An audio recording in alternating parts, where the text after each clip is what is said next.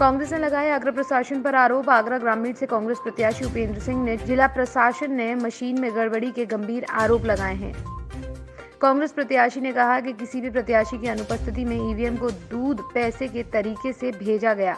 EVM machine से ceiling की कार्यवाही सभी प्रयास सिंह के सामने होने चाहिए थे, लेकिन चुनाव कर्मचारियों अधिकारियों ने ऐसा नहीं किया। आगरा ग्रामीण से कांग्रेस प्रत्याशी उपेंद्र सिंह ने सीधे भाजपा को लाभ देने का आगरा प्रशासन पर आरोप लगाया है। उन्होंने ये आरोप मीडिया के सामने लगाए, साथ ही राज्य चुनाव आयोग को शिकायत की जानकारी दी। भारत सर्कल न्यूज के लिए विनय सिंह की रिपोर्ट। चुनाव हुआ है और उसके बाद में शासन प्रशासन की जो है एक गलत मंशा बिल्कुल सामने आ रही है और इन्होंने ईवीएम जो स्ट्रांग रूम में सील होनी थी उसमें भारी धांधलेबाजी एक प्रतीत हो रही है, क्योंकि ईवीएम्स आने के बाद में स्ट्रांग रूम में सील होने की प्रक्रिया में प्रत्याशी या उसके एजेंट का मौजूद रहना आवश्यक है और ये एक मुख्य चुनाव आयुक्त के द्वारा मैंडेटरी आदेश भी है।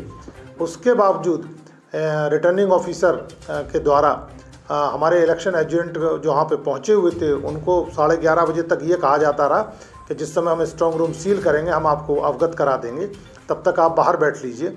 और 700 मीटर की दूरी पे वहाँ पे उन्होंने पार्किंग बना रही थी।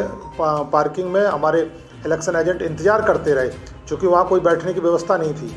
तो इन्होंने वहाँ पे 700 मीटर दूर बैठने के बावजूद इन्होंने सूचना नहीं दी और ना ही कोई फ़ोन कॉल्स वगैरह किया गया।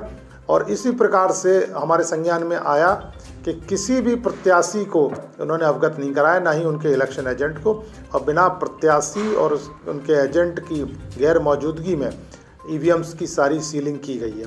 तो जो अपने आप में एक बहुत बड़ा संदेह उत्पन्न करती है और एक शक उत्पन्न करती है।